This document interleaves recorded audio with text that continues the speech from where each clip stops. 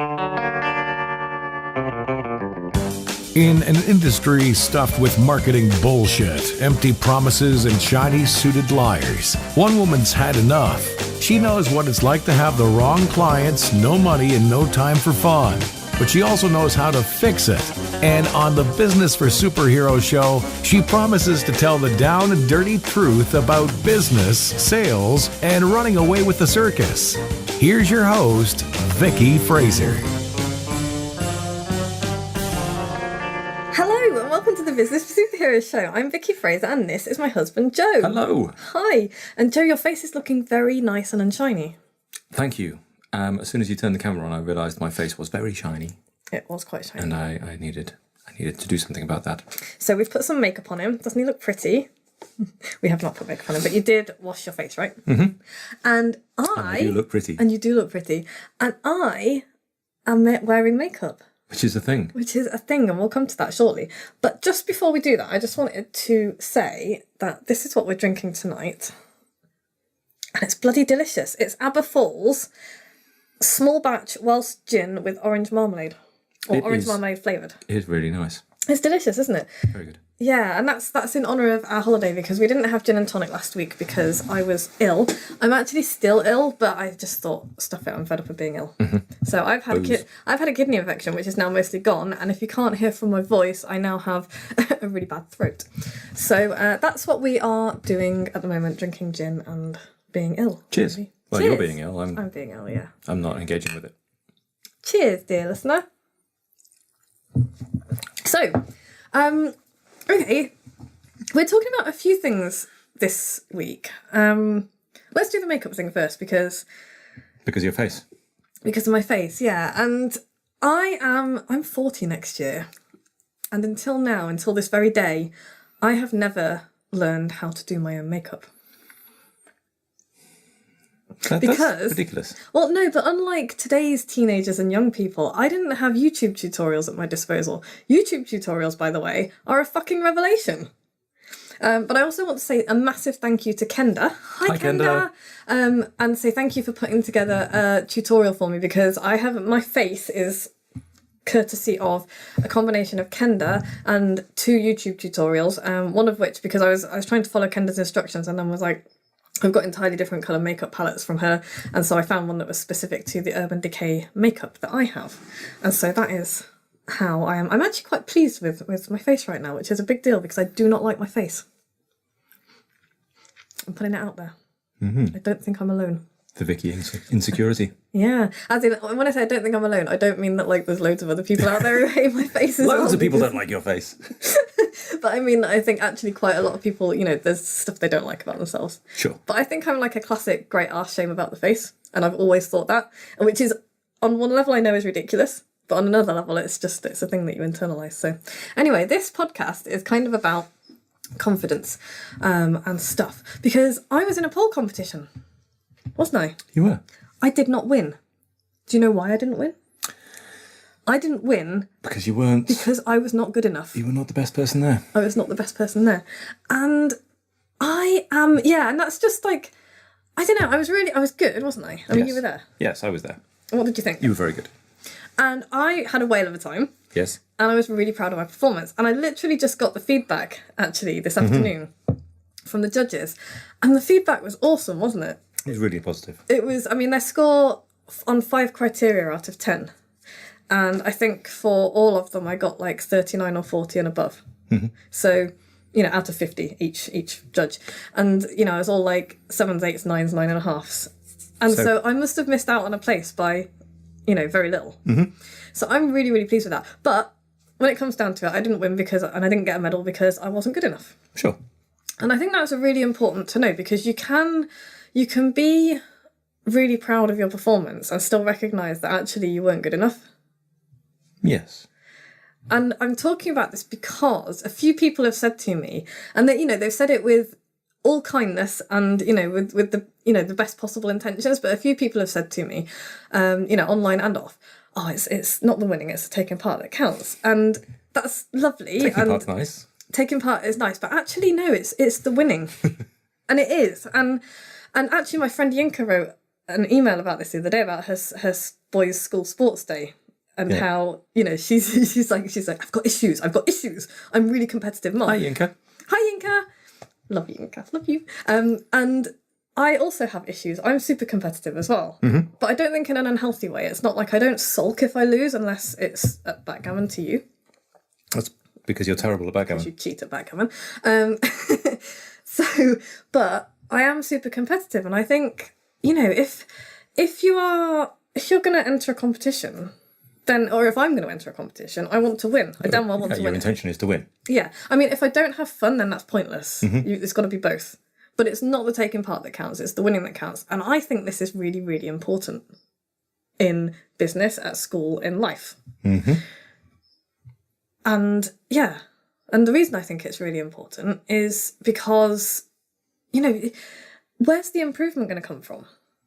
If you don't win and then you're like, oh, it's just a taking part that counts. That's all that matters. I'm just, how are you ever going to improve? Because for me, I'm like, right, I want to see the video. I want all the feedback from the judges. I want to know exactly what I can do to improve next time. Because when I go back, I'm damn well going to win something. Mm-hmm. Do you get it? Does that make sense? Yeah. And it's kind of important, isn't it? I think it's a mindset. I think for some people, they might think it's brilliant to take part. Yeah. And it is. It's brilliant to take part. But I think there are other people, yourself included, who go there to win. But I think, and this is probably going to get me some hate mail. I'm going to get a lot of hate mail for this podcast because there's some other stuff coming up in a bit. But I think that's the difference between people who are going to be super successful and people who aren't. And there's nothing wrong with not being super successful. But if you want to be super successful, I think there has to be that kind of, maybe I will never be super successful, but the point is I want to be, and so that's always going to be the driving force behind what I do. Does that make sense? Yeah. I don't think there's anything wrong. I'm not saying that everybody should be like that, because the world would stop turning if everybody was that driven. Yes. But ultimately, the world would also stop turning if some people weren't that driven, because nothing would ever get done. I think there's also, there's normal caveats with moralities and actually being a decent human being whilst you're trying to win and all that kind of stuff. God, yeah. You're not just gouging people's eyes out so that you can win. Exactly, and that's a really good point that I was going to bring up. I forgot to write down in the notes. But at the competition, that's why I'm here. Yeah, it is. At the competition, and this was the authentic pole dancing, so this is like stripper style, and it was like way out of my comfort zone. I kind of went boob blind by the end of the day. It was like, but I mean, all of the performances that night were amazing, weren't they? They were a much higher standard than at the qualifying heats. Yes. Just like consistently. But one thing that really struck me was that everybody there, as far as I could tell, wanted to win, but not at the expense of somebody else. It did feel all quite warm and cuddly there, didn't it? Yeah. And people were nice to each other. I don't mean that in that, everybody's a winner. I don't mean it like that. I just mean that nobody was hoping for anybody to fall off the stage or fall on their face or hurt themselves or anything like that. It was like, I want to win, but I want everybody else to do really well as well. Because otherwise, how do you know you're the best? If everybody else isn't bringing their A game, how do you know you're the best? Sure. Is one reason for it. And another reason is because just most people, I think most of the time, want to see you do well. Yeah. Because it's nice. Yeah. To see people do well. Anyway, that was a big ramble about that kind of thing. Oh, and another thing as well, a lot of people don't watch themselves on video or listen back to themselves on recordings, and I think that's a big mistake if you want to improve. Yeah, feedback. Yeah, feedback because is great. You are going to be, and if you do it with the, keeping in mind the fact that you are always going to be your own biggest critic. So I'm going to watch back my video and I'm going to see all sorts of stuff that nobody else would notice. I'll be like, my toe wasn't pointed there, and my face, what was my face doing there, and blah, blah, blah. But the point is I can notice that stuff and then improve on it next time. Mm-hmm. And I always listen back to... Not necessarily a comfortable experience, though, watching yourself do that sort of it's stuff. It's horrible. No, it's horrible. But that's what I'm saying. There's like... Not watching yourself if you didn't win, or, not watching yourself if you didn't feel that you did very well in whatever, whether it's a presentation or a training course or whatever, is just foolish vanity, because you need to feel that discomfort and be like, right, I'm going to watch this passion. I might watch it the first time and be like, oh, that's awful and it's making me feel like crap. And then the second time you watch it with a critical eye and it's like, how can I improve? How can I be better next time? This is particularly important for people who find speaking very difficult. So I have a load of filler words. I say and less than I used to now because I listen to myself. Mm-hmm. But I also know that I have a bunch of stuff like I say a lot, and it drives me nuts. And like I listen to other people's little, I don't know, verbal tics, I guess. Yeah.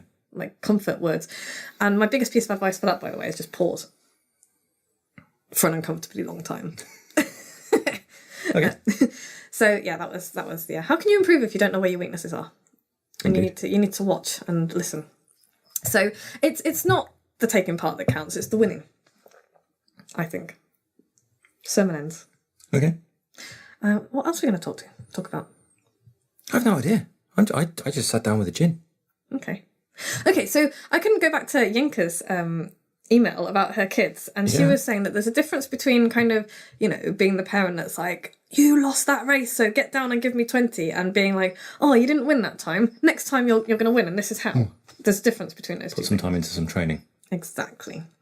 I think it's that dissatisfaction. I think that, and is it a myth that schools did this thing where everybody got a prize for showing up? Is that like an internet myth? I don't know. It does sound like one of those things that the Daily Mail would say in order to enrage people. Yeah, like the health and safety thing. Yeah, it's just it sounds a bit obvious to be enraging. Because it's ridiculous. Well, it is ridiculous, but I remember hearing stories about schools that were doing musical chairs, but there were enough chairs for everybody, and it's like, well, how is that fun if everybody gets to? Because you know how musical chairs works, right? I am familiar with the concept of musical chairs. It's been a while. I've got to admit, it's been a while. I'm only asking because we went on a holiday recently, and I found out Joe had never played hopscotch, so I taught him how to play hopscotch on the beach. So I had to check. But yeah, I won, didn't I? No, you did not. You lost. And then we played Nine Man's Morris. And I lost that. Vicky lost that real hard. Yeah.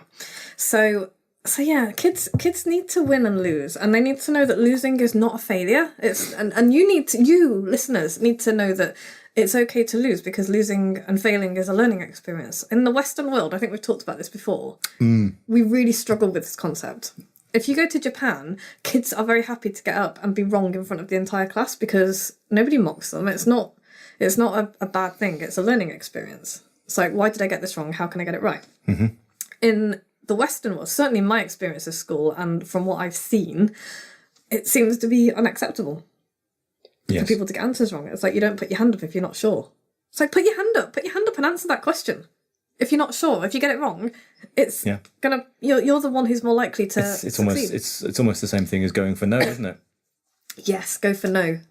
Go for No is a perfect example. Great little book. Read Go for No. My superheroes just fell over themselves to praise it. It was amazing. Yeah, because it just changed the way they did things. Because rather than panicking about who's gonna buy stuff from them and who isn't, it's like, I'm gonna try and get 40 people to say no to me this week. Because in amongst all those people who say no, there's probably going to be a few who say yes. Who say yes. Yeah, and it just changes. It changes things from being worried about failing to acknowledging it's going to happen. Yeah, and being okay with it. Go and get it. Go and get those failures. Yeah, because 100% of the people are never going to buy from you ever, ever. So yeah, that was a slight rumble as well. But I am genuinely not very well, so I apologise for the slight rumbliness of this podcast. I know I don't look ill, but that's because of the magic powers of makeup. You have been a bit poorly, haven't you? I've not been very well at all. So yeah, and that kind of got me thinking, this whole losing thing got me thinking a little bit about dissatisfaction and restlessness and the happiness fallacy. Uh-huh. And how I think the media and fiction and films and stuff sell us this idea that one day when we have achieved this and we have done that and we have got this, we're going to be happy. We shall live happily ever after. Yeah. And life does not work like that. No. It doesn't. Relationships don't work like that. And if life did work like that, we would all still be in caves hitting each other over the head with rocks. Really? Yeah. Because it's that dissatisfaction. And when I say dissatisfaction, I don't mean misery and kind of selfish dissatisfaction as in, I've got everything I need and I'm still not fucking happy kind of thing. I mean that dissatisfaction with the status quo and that yearning for something else. I've achieved this thing, now what's next? That dissatisfaction is what drives progress and discovery and innovation. Okay. And so I don't ever kind of, because you say to me sometimes, don't you, when we've finished the dingle, we're gonna sit down and chill out. And I know you would love to do that. And I know that I will not be able to do that. You're gonna need to do that for a while. And I'm sorry. I will really try, but I'm probably gonna like build a hobbit house or something. You can do that. You can crack into something else. Yeah. But we can't just move out and buy another wreck of a no, cottage. no. I wasn't suggesting. I honestly wasn't suggesting doing that. But you kind of say to me quite often, can you not just chill out? And the answer to that is no. So is no. I know. I can't. I try really hard, and I do sit and read sometimes. I mean, I read a lot. I sit and I chill out, but I just find it hard to. I don't know. I like doing things, and I think sometimes my body, as in the last week with like a kidney infection and now a throat, is like, no, you're done. You need to stop for a bit. Sit down, shut up. And that's, read a book. Yeah, and I have actually done very little this weekend, apart from rehearsals and gardening. Rehearsals and gardening. Which is not very much for me. Anyway, I unfriended someone on Facebook today. You unfriended somebody on Facebook? I hardly ever do that. Yes. Do you know why? No, we had a brief conversation about this. Go on, tell me. So I unfriended somebody on Facebook the other day because I saw he had a rant about people protesting Trump or whatever. And then the rant disintegrated in his comments section. I mean, the initial rant was like, yeah, okay, whatever. But then in his comments section, the rant disintegrated into comments about Muslims and immigrants. And I was very surprised actually to see him agreeing with these rather objectionable opinions. And I didn't object. I feel like I should preface this with, I don't object to people having reasoned opinions backed up by, I mean, I'm probably not going to be friends with racist people because I just don't think there's any justification for that. But if somebody presents to me an opinion that I disagree with and they've thought about it and they've got, they've put some judgment behind it, I can respect that opinion. What I can't respect is people going, okay, so this was the thing that really wound me up. It's like, oh, can you imagine if we went to like Dubai and wanted to build a pub and a Christian church and, you'd be basically set on fire and told to leave the country. But in Britain, they could come over here and build their mosques and do this, that and the other. And I'm like, that's why our country is so awesome. Because it is open to everybody and anybody who wants to work hard. And we take the best from the cultures that come here. And we integrate people and, we do stuff. And so just that... You know what I mean? I've lost all my words now because I just get so frustrated by it. Because it comes right down to the whole, coming over here and taking our jobs, right? It's like Schrodinger's immigrant. They are simultaneously both lazy and taking our jobs, right, which makes me laugh. But the thing that gets me is, if you're working hard on your stuff and doing well, it shouldn't matter who's coming in. If somebody can come in from a country with perhaps, not as good an education system, who doesn't speak the language, who doesn't know the culture, and they can steal your job from you, I think perhaps you're not doing a very good job of doing your job. Yes. And you need to sort your shit out. Yeah, and competition is good. And I want the best people for every job doing the best job that they can, And so, without wanting to, this isn't a political thing, it's more of a, use your fucking noggin kind of thing. But anyway, that was kind of one of the things that just made me a little bit ragey. And I was like, if you focus on what you're doing and work hard on what you're doing, and, go for your goals and try and be a good person and do the best for your customers and your clients and all the rest of it. It doesn't matter what other people are doing around you. Yeah. It shouldn't make any difference. If you do business the Vicky Fraser way, the superheroes way, the way that I have learned from my mentors and the way that I teach my clients and customers, it doesn't matter what's going on in the economy. It doesn't matter what's going on in politics. Sometimes things might be a little bit more difficult because of business rates and whatnot, but it's never insurmountable. The people who can't surmount that are the ones who are being a victim. They're the ones who are letting it all wash over them and saying, you know what, this is all somebody else's fault. Yeah. All somebody else's fault. It's like... giving the power away. Yeah, and that baffles me. It's like, and that, for me, is the crux of this attitude towards immigrants. It's like, why would you give away all of your power to this group of people who you obviously don't like? It's like, if you really don't like them, ignore them. I mean, you're missing out on a whole rich, swathe of life and possible amazing friends, but, whatever, that's up to you. But don't blame exterior circumstances for your lack of success. And I think there's a lot of that. I think there's a lot of dissatisfaction. I think a lot of people are a little bit dissatisfied with where they've got to in life. for a whole bunch of reasons, education and social standing and all kinds, lack of drive and all sorts of social and interesting reasons why they haven't quite achieved what they think they should have achieved. And then it's very easy to just point at someone and blame them. Yeah. And you just go, well, it's his fault. It's his fault he's stolen my job, or it's their fault because their tax scheme is unfair, or it's the council's fault because the council's fault because they put parking taxes up and whatever it is. They people find something to point at and blame. Yeah, I think that's fairly natural. I think it is. It is natural, and I don't have a problem with that because this is one of the things. It's like thinking is. It's really, really important. I know that sounds like a really obvious thing to say.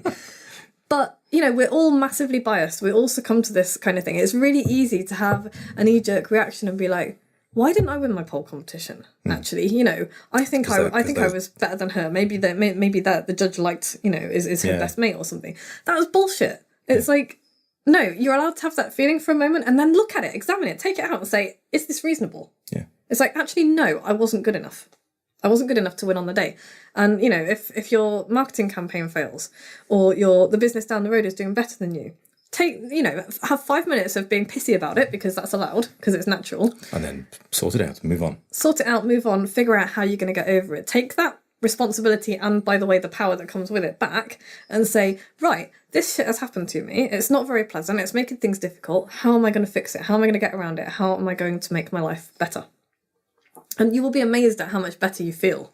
Yeah. Once you do that, honestly. And I should also, by the way, shout out in this podcast a big thank you to Annie Norris, who is fucking awesome. Hi, Annie. Hi, Annie. She is my pole teacher. Not just for helping me choreograph an amazing routine, but also for planting the seed of the idea for this podcast, because I'm not going to say what she wants to talk about in a couple of her blog posts, but she will know from me saying thank you, because it just sparked that.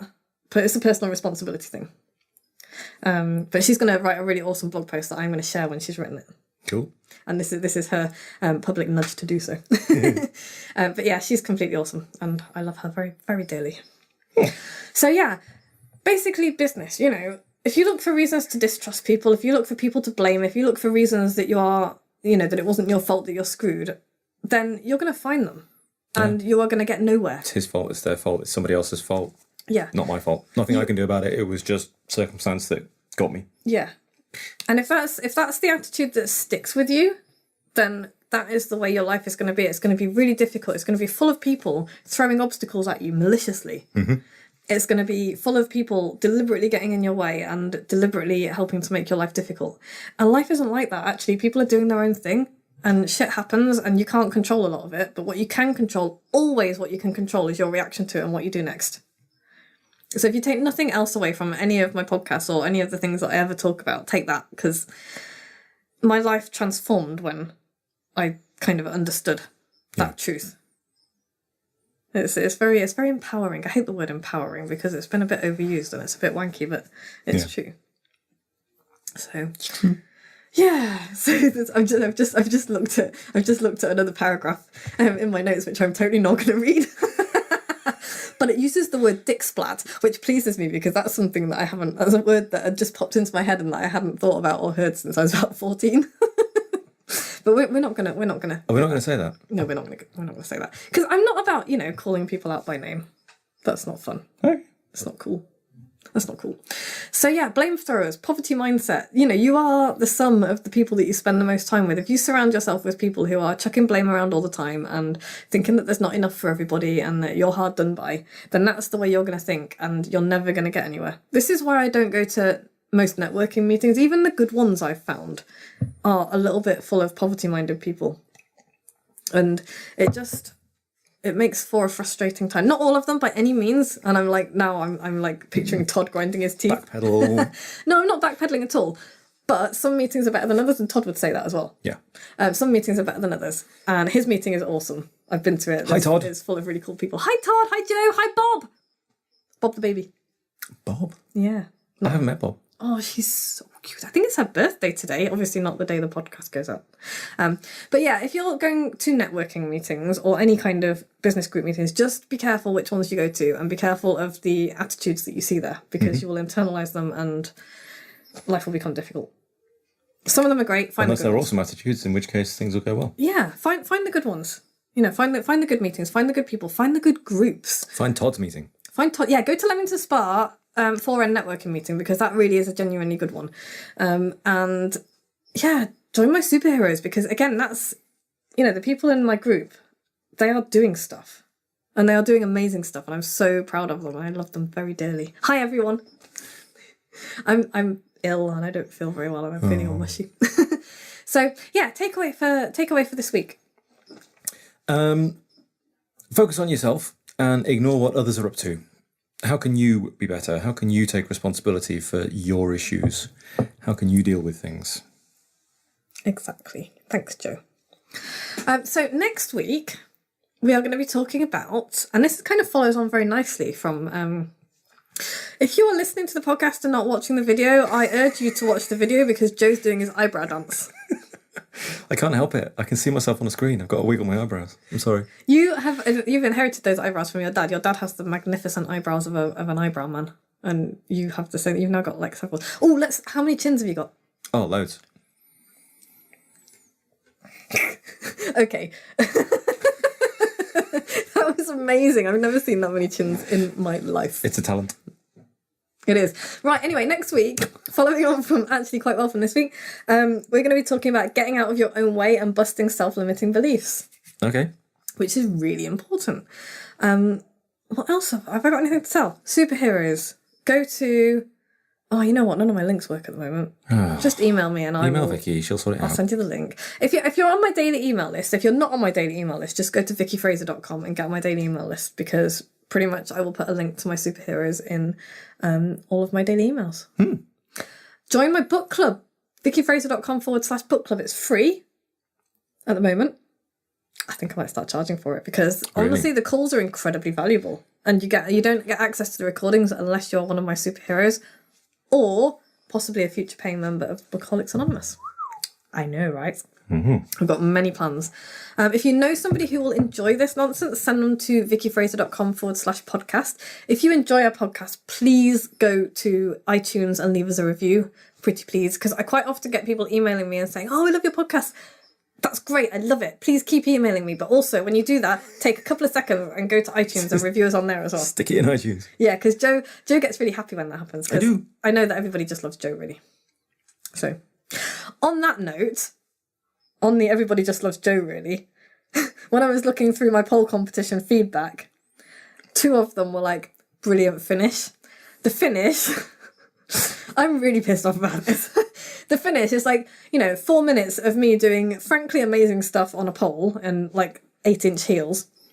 And then right at the end, Joe smacks me on the arse and slings me over his shoulder and walks off, and he gets all the credit.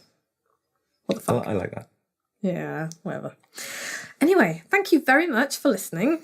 Unsung hero, Annie Norris, thank you so much for such an amazing routine and for, building my confidence the way you have. And she's a good one. She is. As is everybody at Pure Studios. I love them all. Ed2, Eddington Bear. Anyway, right. We'll be back same time next week. Bye. Bye. Like what you've just heard? Tell your colleagues. Tell your friends. Send them to www.businessforsuperheroes.com/podcast.